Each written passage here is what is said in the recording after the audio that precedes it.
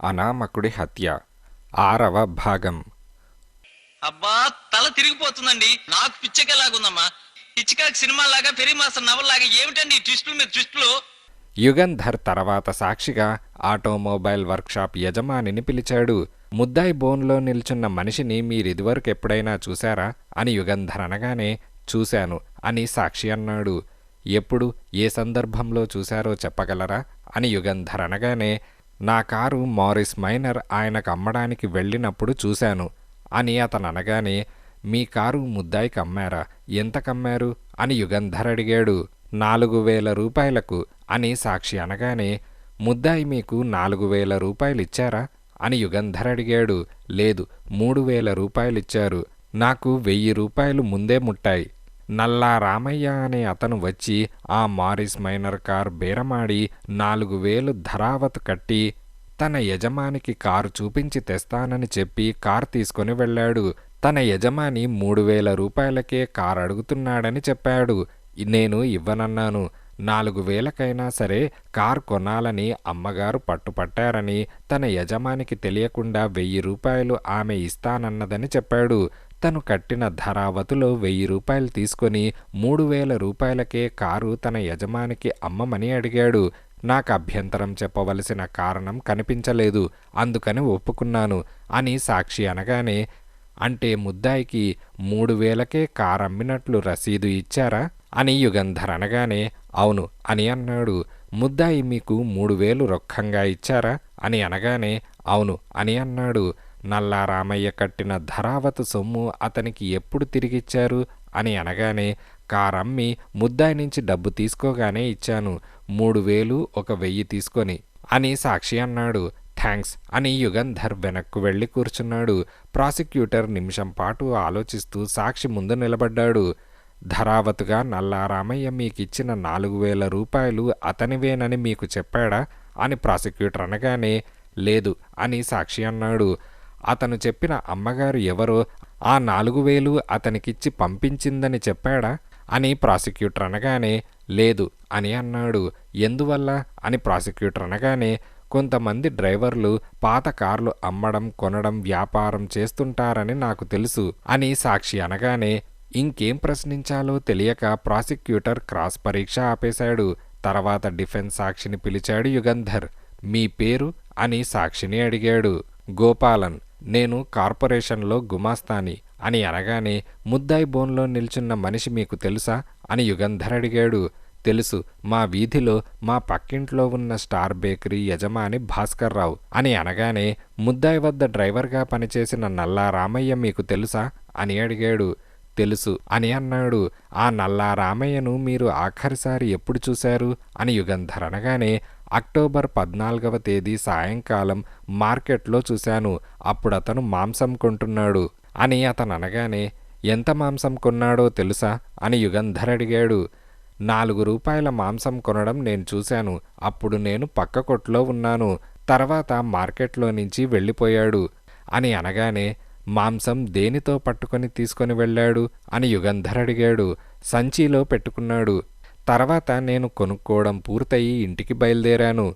అతను మళ్ళీ నాకు వీధిలో కనిపించాడు. నా ముందు దాదాపు ఓ 10 అడుగుల ముందు నడుస్తున్నాడు అని అతను అనగానే అలా అతను ముందు మీరు వెనక ఎంత దూరం నడిచారు అని యుగంధర్ అడిగాడు. మా ఇళ్ల వరకు అని అన్నాడు. మాంసం ఉన్న సంచి కానీ మాంసం కానీ అతను ఎవరికైనా ఇచ్చాడా అని అనగానే లేదు అని అతనన్నాడు. థ్యాంక్స్ అని యుగంధర్ ప్రాసిక్యూటర్ని క్రాస్ పరీక్ష చేసుకోమన్నాడు. నల్లా రామయ్య మాంసం కొనడం 4 రూపాయల ఖరీదు చేసే మాంసం కొనడం చూశానన్నారు. ఎలా చూశారు అని ప్రాసిక్యూటర్ అడిగాడు. పక్కన కొట్లో ఉన్నాను గనక చూడ్డం జరిగింది. మార్కెట్లో కొట్టుకి మధ్య గోడలుండవు అని గోపాలన్ అన్నాడు. మార్కెట్లో నుంచి మీ ఇళ్లకు వెళ్లేంత వరకు మీరాయన్ని వెంటాడారా అని ప్రాసిక్యూటర్ అడిగాడు. వెంటాడలేదు, మా ఇద్దరి ఇళ్ళు పక్కపక్కన గనుక ఒకే రోడ్డు వెంట నడిచాం అని అన్నాడు. మార్కెట్ నుంచి ఇంటికి చేరుకునేటంత వరకు మీరు నల్లా రామయ్య మీద నుంచి దృష్టి మరల్చలేదా అంటే నల్లా రామయ్య తను కొన్న మాంసం ఇంటికి తీసుకెళ్లాడని అన్నారు. తోవలో ఎవరికీ ఇవ్వలేదని అన్నారు. అతని మీద నుంచి మీ దృష్టి మరల్చకపోతేనేగా ఆ విషయం అంత రూఢిగా చెప్పగలరు అని ప్రాసిక్యూటర్ అన్నాడు. అతని మీద నుంచి దృష్టి మరల్చలేదని అనలేదు. నా ముందు నడుస్తున్నాడు గనక అతను కనిపిస్తూనే ఉన్నాడు అని అన్నాను అని అతను అనగానే, నల్లా రామయ్య తనకున్న మాంసం తోవలో ఎవరికో ఇచ్చి ఉండవచ్చా అని ప్రాసిక్యూటర్ అనగానే, ఇచ్చి ఉంటే నాకు కనిపించేది అని అతనన్నాడు. మీ దృష్టి అతని మీద లేనప్పుడు అని ప్రాసిక్యూటర్ అనగానే సాక్షి తటపటాయిస్తున్నాడు. అది అదనుగా తీసుకొని, చెప్పండి, మీరు నల్లా రామయ్యను వెంటాడడం లేదు. అతని చేతిలో సంచి ఉన్నది. అతని ఇంటికి వెళ్తున్నప్పుడు ఆ సంచి చేతిలోనే ఉన్నది. కనుక ఆ మాంసం ఇంట్లోకి తీసుకెళ్లాడని మీరు అనుకున్నారు, అవునా అని ప్రాసిక్యూటర్ అనగానే, అవుననుకుంటాను అని అన్నాడు. మీకు తెలిసినంతవరకు నల్లా రామయ్య మార్కెట్లో మాంసం కొన్నాడు, సంచిలో పెట్టుకున్నాడు. అతను ఇంట్లోకి వెళ్తున్నప్పుడు అతని చేతిలో సంచి ఉన్నది. దీన్ని బట్టి మాంసం ఇంట్లోకి తీసుకెళ్లి ఉండాలని అనుకున్నారు, అంతేనా అని ప్రాసిక్యూటర్ అనగానే, అంతే అని అన్నాడు. ప్రాసిక్యూటర్ వెనక్కు తిరిగాడు. యుగంధర్ చిన్నగా నవ్వుతూ, మార్కెట్ నుంచి బయలుదేరిన తర్వాత నల్లా రామయ్య తోవలో ఎక్కడైనా ఆగాడా అని యుగంధర్ అడిగాడు. లేదు అని అన్నాడు. ఎవరితోనైనా మాట్లాడా అని అనగానే, లేదు అని అన్నాడు. అతను ఆగి ఉంటే మీరు గమనించేవారా అని అనగానే, గమనించేవాణ్ణి అని అన్నాడు. సంచిలో నుంచి మాంసం తీసి వీధిలో ఏ తూములోనైనా మరెక్కడో పారేసి ఉంటే గమనించేవారా అని అనగానే, గమనించేవాణ్ణి అని అతనన్నాడు. థ్యాంక్స్ అని యుగంధర్ వెనక్కు తిరిగాడు. తర్వాత డిఫెన్స్ కేస్ సమీక్ష ప్రారంభించాడు యుగంధర్ లేచి నిలబడ్డాడు. గొంతు సవరించుకొని, డిఫెన్స్ సాక్ష్యం ఇంతటితో ముగిసింది. డిఫెన్స్ తరపున కేసు విన్నవించుకుంటున్నాను యువర్ ఆనర్ అని అనగానే మ్యాజిస్ట్రేట్ తల ఊపాడు. అందరూ యుగంధర్ని ఆశ్చర్యంతో చూస్తున్నారు. డిఫెన్స్ తరపున ఇంకా బలమైన సాక్ష్యం యుగంధర్ ప్రవేశపెడతాడని అనుకున్నారు. యుగంధర్ ప్రాసిక్యూషన్ కథలో లోపాలు చూపించాడు. లోపరహితమైన బలమైన సాక్ష్యం అనుకున్న దాన్ని బలహీనం చేశాడు. నిజమే, కానీ భాస్కర్రావు నిర్దోషి అని రుజువు చేయలేదు. యుగంధర్ తత్వం అందరికీ తెలుసు.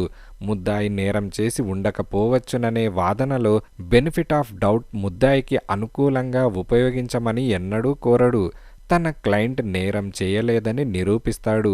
అటువంటి యుగంధర్ అప్పుడే డిఫెన్స్ సాక్ష్యం ఎందుకు పూర్తి చేస్తాడు? డిఫెన్స్కి కేసు లేదా? అయితే యుగంధర్ ఎంత దీర్ఘ ఉపన్యాసమిచ్చినా, ఎంత ఘాటుగా వాదించినా సాక్ష్యాన్ని బట్టి ముద్దాయికి శిక్ష తప్పదని అనుకుంటున్నారు. యువర్ ఆనర్, నల్లా రామయ్య అనే అతన్ని ముద్దాయి భాస్కర్రావు అక్టోబర్ 14వ తేదీ రాత్రి 12 గంటలకు 1 గంటకు మధ్య పిస్తాల్తో పేల్చి హత్య చేశాడని ప్రాసిక్యూషన్ అభియోగం. ప్రాసిక్యూషన్ ఈ అభియోగం ఎంతవరకు రుజువు చేసింది? నల్లా రామయ్య ముద్దాయి భాస్కర్రావుని బ్లాక్మెయిల్ చేసి డబ్బు గుంజుకుంటున్నాడని, హత్యకు కారణం అదేనని ఆరోపించింది. ఈ ఆరోపణకు రుజువేమిటి? నల్లా రామయ్య 375 రూపాయలకు చేతి గడియారం కొనడం, మునియమ్మని ₹2.62 టికెట్టు కొని సినిమాకు తీసుకెళ్లడం, ఖరీదైన పెద్ద హోటల్లోకి తీసుకెళ్లడం, అంతే. నల్లా రామయ్య భాస్కర్రావుని బ్లాక్మెయిల్ చేశాడని వేరే ఏ రుజువు లేదు.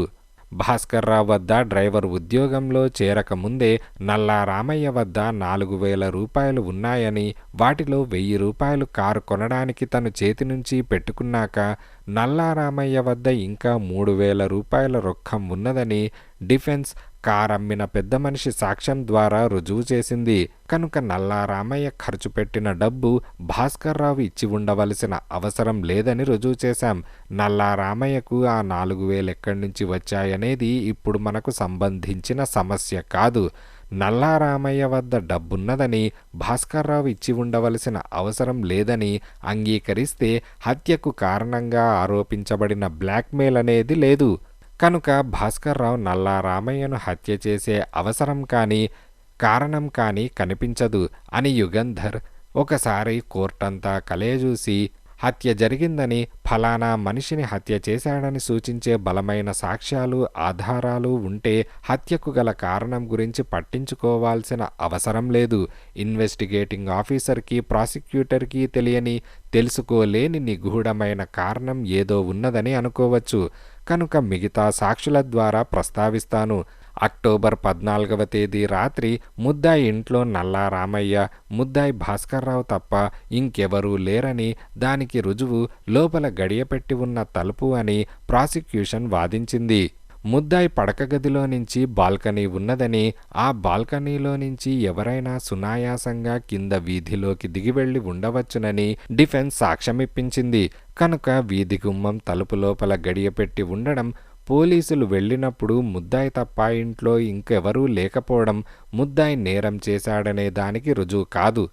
ఎవరైనా హత్య చేసి బాల్కనీలో నుంచి దిగి పారిపోయి ఉండవచ్చు.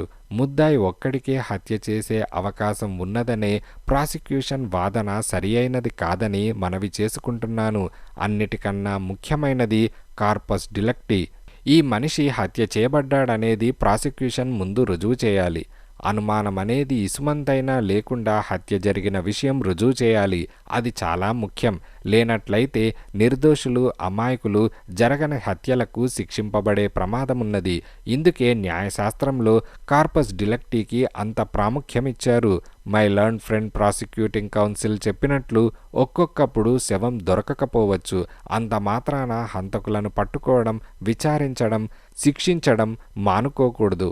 ఎటొచ్చి హత్య జరిగింది, ఫలానా మనిషి హత్య చేయబడ్డాడు అనే విషయాలు అనుమానరహితంగా రుజువు చేయాలి. అలా రుజువు చేయవలసిన బాధ్యత ప్రాసిక్యూషన్ది. ఇప్పుడు యువర్ ఆనర్, ఈ కేసులో హత్య జరిగింది, ఫలానా మనిషి హత్య చేయబడ్డాడు అని ప్రాసిక్యూషన్ ఎంతవరకు రుజువు చేసింది? అలా రుజువు చేయడానికి ప్రవేశపెట్టిన సాక్ష్యం ఏమిటి? రక్తం. భాస్కర్రావు ఇంట్లో పొయ్యి గదిలో గ్రూప్ ఓకి చెందిన రక్తం నేల మీద, ప్లాస్టిక్ బట్ట మీద ఉన్నదని రుజువు చేశారు. నిజమే, 160 మంది ఒంట్లో ప్రవహించేది గ్రూప్ ఓ రక్తం అని పాథాలజిస్ట్ చెప్పారు. ఆ గదిలో నేల మీద ఉన్న రక్తం నల్లారామయ్య రక్తమేనని ఒకవేళ అంగీకరించిన నల్లారామయ్య హత్య చేయబడ్డాడన్న రుజువేది? ఎంత రక్తమున్నది ఆ గదిలో? కొన్ని ఔన్స్ల రక్తముందా అంటే లేదు. ఏ దెబ్బో ఘాటో తగిలితే కారిన రక్తమై ఉండవచ్చు కదా. నల్లారామయ్య రక్తమే కాకపోవచ్చది. కనుక హత్య జరిగిందని ఆ రక్తం నిరూపించడం లేదు. తర్వాత సాక్ష్యమేమిటి? పొయ్యిలో 2 చివర్లా నల్లగా కాలిన కాలి ఎముక టిబియా. టిబియా ఎముకతో ప్రాసిక్యూషన్ ఏమిటి రుజువు చేసింది? 2 చివర్లా కాలిందని. అది ఉజ్జాయింపుగా 5 అడుగుల 10 అంగుళాల పొడుగు ఉన్న మనిషి ఎముక అని రుజువు చేసింది. కానీ ఆ ఎముక నల్లారామయ్యదని రుజువు చేయలేదు. నల్లారామయ్య 5 అడుగుల 10 అంగుళాల మనిషి. నిజమే, 5 అడుగుల 10 అంగుళాల పొడుగున్న మనిషి తాలూకు అస్థిపంజరాన్ని డిఫెన్స్ ఎగ్జిబిట్గా దాఖలు చేసుకొని ప్రాసిక్యూషన్ ఎగ్జిబిట్గా దాఖలు చేసిన టిబియా ఎముక ఆ అస్థిపంజరంలోనిదే అయి ఉండవచ్చని పాథాలజిస్టు ద్వారా సాక్ష్యమిప్పించాం. అంతేకాదు, టిబియా ఎముక చివర చిల్లులు ఉన్నాయని, ఆ చిల్లుల్లో నుంచి తీగలతో ఆ ఎముక ఈ అస్థిపంజరంలో బిగించబడిందని, ఆ విషయం తెలియకుండా ఉండేందుకు టిబియా ఎముక 2 చివర్ల కాల్చబడ్డదని డిఫెన్స్ చేసిన సూచనకు విరుద్ధమైన సాక్ష్యమేమీ లేదు. కనుక ఆ టిబియా ఎముక నల్లారామయ్యదని రుజువు కాలేదు. నల్లారామయ్య హత్య చేయబడ్డాడని ఈ ఎముక రుజువు చేయడం లేదు. ఇక మిగిలింది పొయ్యిలో బూడిద. మాంసం కాల్చగా ఏర్పడిన బూడిద అని ప్రాసిక్యూషన్ రుజువు చేసింది. అది ఒప్పుకుంటున్నాను. ఏ మాంసం కాల్చిన బూడిద అది? నరమాంసమా, పశుమాంసమా? వెజిటేబుల్స్, ప్రోటీన్స్, కొవ్వు మొదలైన పదార్థాలు ఆ బూడిదలో ఉండడం వల్ల అది నరమాంసం కాల్చిన బూడిద అని నిర్ణయించడం ఎలా? నల్లారామయ్య కండలు కాలి మసి అయిన బూడిద అని ఏ రుజువు లేదు. ప్రాసిక్యూషన్ ఆరోపణ సగానికి తగిన చిటికెన వేలు మీద ముఖ్యంగా ఆధారపడి ఉన్నది. ఆ చిటికెన వేలి ముద్ర నల్లారామయ్య చిటికెన వేలు ముద్ర అని నిరూపించింది. వేలి ముద్రల నిపుణుడి సాక్ష్యాన్ని డిఫెన్స్ తిరస్కరించలేదు. అంగీకరిస్తున్నాం. సగానికి తగిన ఆ చిటికెన వేలు నల్లారామయ్యదే అని ఒప్పుకుంటున్నాం. సగానికి తగిన చిటికెన వేలు నల్లారామయ్య మరణించాడని కానీ, హత్య చేయబడ్డాడని కానీ రుజువు చేయడం లేదు. నల్లారామయ్య చిటికెన వేలు సగానికి తెగిందని మాత్రమే రుజువు చేస్తుంది. యువర్ ఆనర్, చిటికెన వేలు సగానికి తెగి రక్తం కారినంత మాత్రాన ప్రాణం పోదు గనక సగానికి తెగిన ఈ చిటికెన వేలు హత్య జరిగిందని అనుమానరహితంగా రుజువు చేయడం లేదు అని యుగంధర్ వాదన ఆపేసి ఒకసారి ప్రేక్షకుల బెంచీ వైపు చూసి జేబులో నుంచి రుమాల్ తీసి విసుగ్గా ముఖం తుడుచుకొని, ప్రాసిక్యూషన్ ప్రవేశపెట్టిన రుజువులు దేనికి అనేది విడిగా తీసుకుంటే హత్య జరిగిందని రుజువు కాదు, కానీ వాటన్నిటినీ కలిపి ఆలోచిస్తే హత్య జరిగిందనే అనుమానం కలగటానికి అవకాశమున్నది. నిజమే. ఈ సాక్ష్యాలన్నిటినీ కలిపి ఆలోచించి చూస్తే నల్లారామయ్య హత్య చేయబడ్డాడనే సమాధానం ఒక్కటే వస్తుందా, లేక ఇంకేమైనా జరిగి ఉండవచ్చేమోననిపిస్తుందా? యువర్ ఆనర్, ముద్దాయి భాస్కర్రావు ఇంట్లో అక్టోబర్ 14వ తేదీ రాత్రి ఘోరమైన ఆ దృశ్యం, ఆ సాక్ష్యాలు ఉండడానికి కారణం ఏమిటో విన్నవించుకున్నాను. నల్లారామయ్యకు ముద్దాయి భాస్కర్రావు మీద విపరీతమైన ద్వేషమున్నది. ముద్దాయిని హత్య చేయడానికి పూనుకున్నాడు. తన చేతులతో తనే హత్య చేస్తే నల్లారామయ్యకు శిక్ష తప్పదు గనక భాస్కర్రావు మీద హత్యానేరం కల్పించి నిర్భేద్యమైన సాక్ష్యం సృష్టించి అతనికి చట్టం విధించే శిక్షతో తన కసి తీర్చుకోదలుచుకున్నాడు. అందుకే టాక్సీ ఒకటి సంపాదించి భాస్కర్రావు బేకరీలో నుంచి బయటకు వచ్చిన సమయంలో అతన్ని టాక్సీ ఎక్కించుకొని అతనితో పరిచయం చేసుకున్నాడు. భాస్కర్రావు వద్ద డ్రైవర్గా కుదరడం కోసం తన సొంత డబ్బులో నుంచి ఓ 1000 రూపాయలు ఖర్చు పెట్టి మారిస్ మైనర్ కార్ చవకగా ఇప్పించాడు. భాస్కర్రావు ఇంట్లో డ్రైవర్గా స్థిరపడ్డాడు. భాస్కర్రావుని బ్లాక్మెయిల్ చేసి డబ్బు గుంజుకున్నట్లు అబద్ధ సాక్ష్యం సృష్టించడానికి మునియమ్మను సినిమాకి, హోటల్కి తీసుకెళ్లి డబ్బు ధారాళంగా ఖర్చు చేశాడు. 375 రూపాయలకు వాచ్ కొన్నాడు. తన వద్ద అక్షయపాత్ర ఉన్నదని మునియమ్మతో చెప్పాడు. నల్లారామయ్య ఖర్చు చేసిన డబ్బు అతనిదే, అతని సొంతమే. భాస్కర్రావు దగ్గర గుంజుకున్నది కాదు. అంతకుముందే డ్రైవింగ్ లైసెన్స్ కోసం దరఖాస్తు పెట్టుకున్న తన వేలిముద్రల రికార్డులోకి ఎక్కించాడు. ఆ తర్వాత డెంటిస్ట్ దగ్గరకు వెళ్ళి పన్నొకటి కట్టించుకున్నాడు. తన రక్తం ఏ గ్రూప్కి చెందినది రికార్డ్ అయ్యేందుకు బ్లడ్ బ్యాంక్కి రక్తం విరాళమిచ్చాడు. అక్టోబర్ 14వ తేదీన ఏం జరిగింది? సాయంకాలం 7 గంటల వేళ మార్కెట్లోకి వెళ్ళి 4 రూపాయల మాంసం కొన్నాడు. అంతకు పూర్వమే అస్థిపంజరంలోని టిబియా ఎముక తెచ్చి దగ్గర ఉంచుకున్నాడు. రాత్రి 12 గంటల ప్రాంతాన భాస్కర్రావుకి తల మీద కొట్టి అతను పడిపోయేటట్టు చేశాడు. ఆ తర్వాత తను తెచ్చిన మాంసం పొయ్యిలో వేసి కాల్చాడు. తను కట్టించుకున్న పన్ను తీసి ఆ గదిలో పడేశాడు. మచ్చు కత్తితో తన చిటికెన వేలు తనే తెగగోసుకున్నాడు. నేల మీద, బల్ల మీద, ప్లాస్టిక్ బట్ట మీద రక్తం పడేటట్లు చేశాడు. సగానికి తెగిన ఆ చిటికెన వేలు పోలీసులకు కనిపించేటట్లుగా అక్కడే పడేశాడు. తర్వాత బాల్కనీలో నుంచి కింద విండో షెడ్ మీదకు, దాని మీద నుంచి వీధిలోకి దూకాడు. చర్చ్ వీధి 274 నెంబర్ ఇంటికి వెళ్ళి దర్యాప్తు చేయమని ఏ పబ్లిక్ ఫోన్ బూత్ నుంచో పోలీసులకు ఫోన్ చేశాడు. తర్వాత అదృశ్యమయ్యాడు. ఇది డిఫెన్స్ వాదన. నల్లారామయ్యకు భాస్కర్రావు మీద కసి ఉంటే వాళ్ళిద్దరికీ పరిచయం ఉండాలి కదా. భాస్కర్రావు నల్లారామయ్యను ఎందుకు గుర్తుపట్టలేదు? తన వద్ద డ్రైవర్గా అతన్ని ఎందుకు చేర్చుకున్నాడు అని సందేహాలు కలగవచ్చు. భాస్కర్రావు దగ్గర డ్రైవర్గా చేరిన మనిషి అసలు పేరు నల్లారామయ్య కాదు, అది మారుపేరు. మారుపేరే కాదు, రూపము మార్చుకున్నాడు. అందుకే నల్లారామయ్య పుట్టు పూర్వోత్తరాలు పోలీసులు తెలుసుకోలేకపోయారు. నల్లారామయ్యకు పుట్టు పూర్వోత్తరాలేమీ లేవు. శవం లేకపోయినా హత్య జరిగిందని ఖాయమవడానికి అట్టే కష్టపడకుండా నల్లారామయ్య హత్య చేయబడ్డాడని ప్రాసిక్యూషన్ రుజువు చేయడానికి వీలుగా వేలి ముద్రలు, రక్తం గ్రూపు, కట్టించుకున్న పన్ను తదితర సాక్ష్యాలు రికార్డులో ఉండటానికి తాపత్రయపడ్డాడు. భాస్కర్రావు హత్యా నేరానికి పట్టుబడేటట్లు చేయాలనే ఈ పనులన్నీ చేశాడు అని యుగంధర్ మరొకసారి కోర్టంతా కలయజూశాడు. ప్రేక్షకుల బెంచీల దగ్గర తన అసిస్టెంట్ రాజు నిల్చొని ఉండడం గమనించాడు. వెంటనే దృష్టి ప్రేక్షకుల వైపు పోనిచ్చాడు. రెండవ బెంచీలో మధ్య కూర్చొనున్న డాక్టర్ రామచంద్రను చూశాడు. ఒకసారి నిట్టూర్పు వదిలి హమ్మయ్య అని మనసులో అనుకున్నాడు. మళ్ళీ మేజిస్ట్రేట్ వైపు తిరిగి, యువర్ ఆనర్, శవం లేకపోయినా కేవలం సూచనాపూర్వకమైన సాక్ష్యాన్ని బట్టి హత్య జరిగిందని నిర్ణయించడంలో ఘోరమైన పొరపాట్లు జరగవచ్చని నిరూపించడానికే ఇంతసేపు వాదించాను. కోర్టు వారి అమూల్య కాలాన్ని వృధా చేసినందుకు క్షమాపణ కోరుకుంటున్నాను. ముద్దాయి భాస్కర్రావు నల్లా రామయ్య అనే అతన్ని హత్య చేయలేదని నిశ్చయంగా నిరూపించగల సాక్ష్యమున్నది. నల్లా రామయ్యను ఎవరూ హత్య చేయలేదు. నల్లా రామయ్య బతికే ఉన్నాడు. అదిగో అని యుగంధర్ వేలు పెట్టి ప్రేక్షకుల్లో కూర్చున్న డాక్టర్ రామచంద్రను చూపించాడు. వెంటనే డాక్టర్ రామచంద్ర లేచి వెళ్ళిపోవడానికి ప్రయత్నిస్తూ ఉంటే రాజు అతనికి అడ్డంగా నిలబడ్డాడు. మ్యాజిస్ట్రేట్ మొదలుకొని కోర్టులో ఉన్న ప్రతి ఒక్కరూ డాక్టర్ రామచంద్ర వంక చూశారు. యువర్ ఆనర్, ఆయన పేరు డాక్టర్ రామచంద్ర.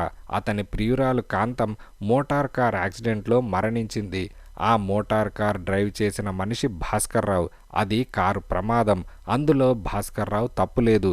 కానీ ప్రియురాల్ని పోగొట్టుకున్న దిగులులో మతి వక్రమైంది. భాస్కర్రావు మీద కసి తీర్చుకోవడానికి పూనుకున్నాడు. డాక్టర్ రామచంద్రను బోనులోకి పిలిపించి ఆయన చేతికున్న గ్లౌ తీయిస్తే యథార్థం తెలుస్తుంది అని యుగంధర్ తన స్థానంలోకి వెళ్ళి కూర్చున్నాడు. డాక్టర్ రామచంద్రను కోర్టులోకి తీసుకురమ్మని మ్యాజిస్ట్రేట్ ఆజ్ఞాపించాడు. తర్వాత డాక్టర్ రామచంద్ర చేతికి ఉన్న గ్లౌస్ తీయమన్నాడు. గ్లౌస్ తీయగానే 4 వేళ్లు మొండిగా ఉన్న చిటికెన వేలు మ్యాజిస్ట్రేట్ చూశాడు. మ్యాజిస్ట్రేట్ రుసరుసలాడుతూ ప్రాసిక్యూటర్ వైపు తిరిగి, ఈ మనిషి 4 వేళ్ల ముద్రలు తీసి పరీక్షించండి అని అప్పటికి కోర్టు వాయిదా వేశాడు.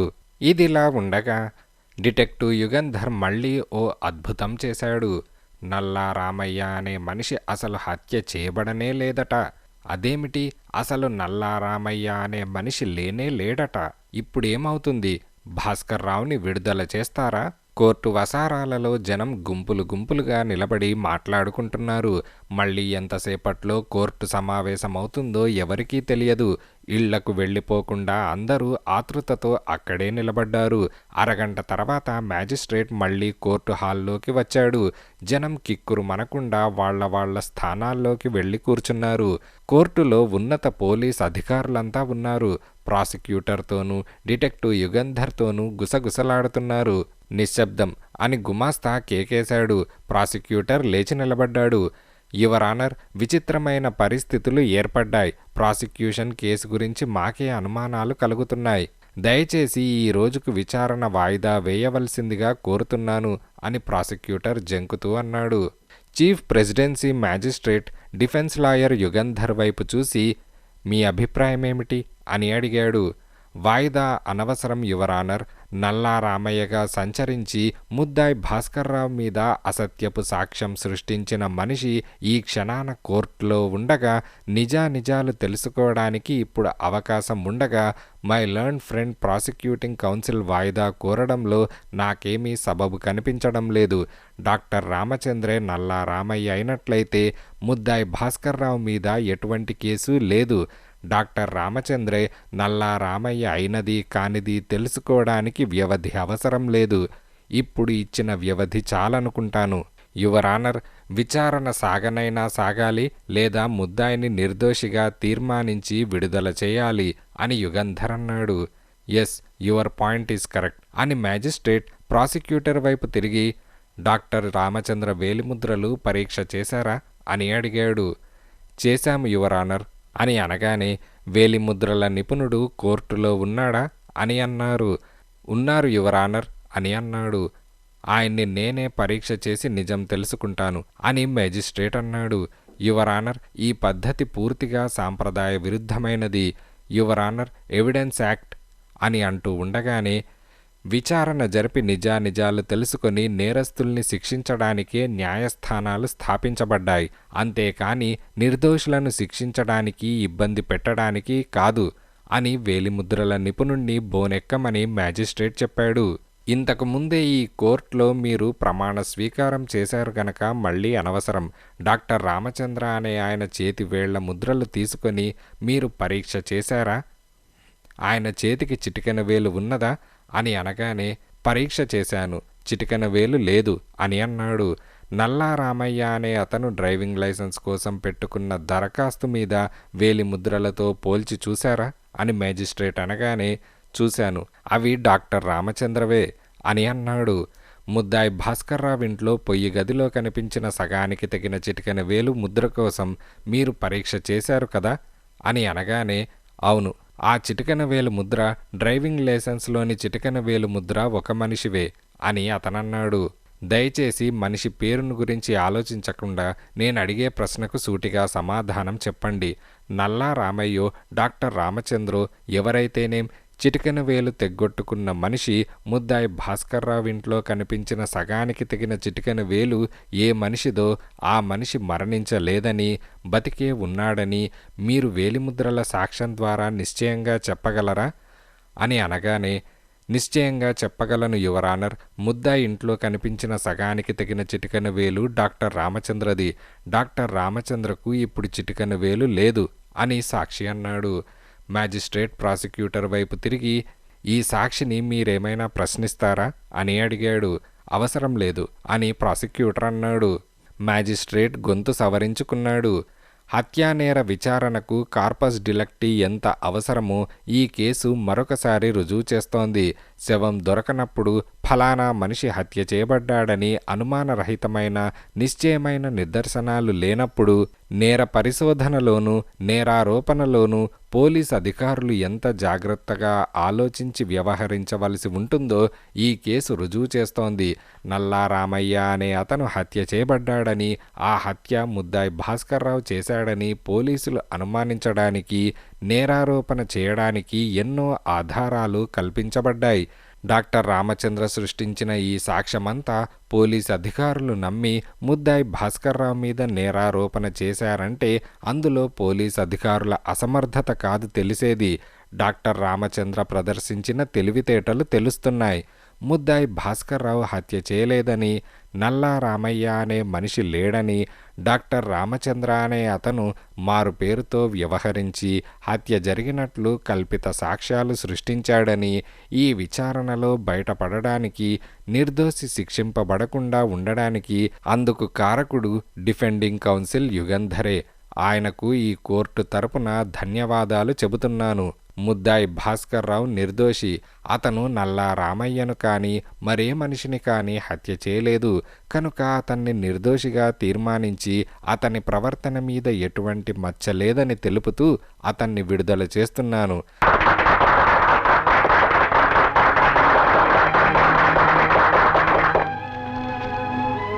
ఇది చాలా విలక్షణమైన కేసు అని చెప్పి మ్యాజిస్ట్రేట్ యుగంధర్ని చూసి చిన్నగా నవ్వి కోర్టులో నుంచి వెళ్ళిపోయాడు. పత్రికల ప్రతినిధులు, లాయర్లు, పోలీస్ అధికారులు అందరూ యుగంధర్ని చుట్టుముట్టి అభినందనలు, పొగడ్తలు కురిపించారు. గొప్ప ఫీట్ చేశారు. భాస్కర్రావు దోషి అని అనుకున్నాను. నల్లా రామయ్య అనే అతను లేనే లేడని అసలు నాకు అనుమానమే కలగలేదు. ఈ కేసు మీరు కాక మరొకరు డిఫెండ్ చేస్తే భాస్కర్రావుకు తప్పక శిక్ష పడేది. ఒకళ్ళు కాదు, ఇద్దరు కాదు, అందరూ అలానే చెబుతున్నారు. వాళ్లను తోసుకొని భాస్కర్రావు యుగంధర్ ముందుకు వచ్చి నిలబడ్డాడు. అతని కళ్ళలో నీళ్లు నిండాయి. నా కృతజ్ఞత నేను మాటలతో చెప్పలేను. మీకు నా ధన్యవాదాలు ఎలా చెప్పుకోవడం అని అన్నాడు. యుగంధర్ అతని వీపు తట్టి, ఇందులో నా గొప్పేమీ లేదు. మీరు నిర్దోషి గనక విడుదలయ్యారు. మనుషులలో కన్నా నిజంలో ఎక్కువ నమ్మకం పెట్టుకోండి అని అన్నాడు. యుగంధర్ గారు అని వెనక నుంచి పిలుపు వినపడింది. యుగంధర్ వెనక్కు తిరిగి చూశాడు. రమ సంతోషంతో ఏడుస్తోంది. నేను నా కళ్ళతో నమ్మలేకుండా ఉన్నాను. నిజంగా ఆయన విడుదలయ్యారా అని అనగానే, ష్, పోదాం పదండి, రండి అని యుగంధర్ అన్నాడు. భాస్కర్రావు, రమ, యుగంధర్, రాజు కోర్టులో నుంచి బయటకు వెళ్లారు. కారెక్కబోతూ ఉండగా, మిస్టర్ యుగంధర్, మిస్టర్ యుగంధర్ అన్న పిలుపు వినబడింది. యుగంధర్ ఆగాడు. ప్రాసిక్యూటర్ యుగంధర్ని సమీపించి, థ్యాంక్స్, వెరీ మెనీ థ్యాంక్స్. ఒక నిర్దోషిని నేను ప్రాసిక్యూట్ చేసి శిక్ష పడేటట్లు చేశాననే బాధ లేకుండా చేశారు అని అన్నాడు. యుగంధర్ ప్రాసిక్యూటర్ అందించిన చెయ్యి పట్టుకొని, నా డ్యూటీ నేను చేశాను, మీ డ్యూటీ మీరు చేశారు. ఏం జరిగినా బాధపడవలసిన అవసరం లేదు అని యుగంధర్ వాత్సల్యంతో అన్నాడు. నల్లా రామయ్య హత్య చేయబడలేదు అని ఇంత నిశ్చయమైన రుజువు ఉంటే నాకు చెప్పకపోయారా? కేసు ఇంతవరకు వచ్చేది కాదు అని ప్రాసిక్యూటర్ అన్నాడు. అటువంటి రుజువు నాకు నిన్ననే దొరికింది. కోర్టులో విచారణ సాగితే కేవలం సూచనాపూర్వకమైన సాక్ష్యంతో నేర నిర్ణయం చేయడంలో ఎంత లోపమున్నది తెలుస్తుందనుకున్నాను అని యుగంధర్ అన్నాడు. వన్స్ అగైన్ థ్యాంక్స్ యుగంధర్ అని ప్రాసిక్యూటర్ అన్నాడు. రాజు కార్ స్టార్ట్ చేశాడు. కారు కదిలి వెళ్తూ ఉండగా కోర్టులో గుమికూడిన జనం చప్పట్లు కొట్టారు.